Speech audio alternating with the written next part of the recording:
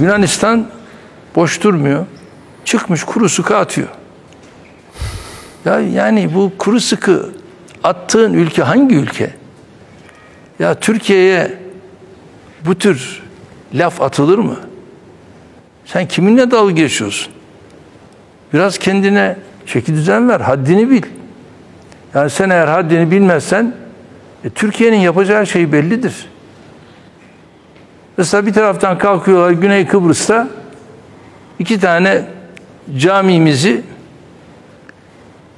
kimisi işte sabote edip Molotov kokteyli yakmaya vesaire filan. Bir taraftan geliyorlar Yunan bayrağını, öbür tarafta geliyor bir tane paçavra oraya asıyorlar filan falan. Bu tür şeyler yapıyorlar. Şimdi siz bunları yaptığınız zaman ya bunlar karşılıksız kalır mı? Gerekli uyarılar yapılıyor. Siz bu uyarılara bile kulak asmıyorsunuz. Ondan sonra yeni bir şey daha başladı. Şimdi bu sefer de kalkıyorlar. Sakın ha Ayasofya ile ilgili orayı camiye çevirmeyin.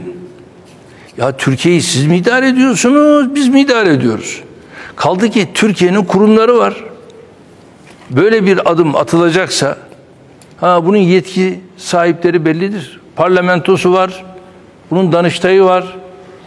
Yani dolayısıyla buralar kararını verir. Bu karar verildikten sonra da icra makamı gerekli olan adımı atar.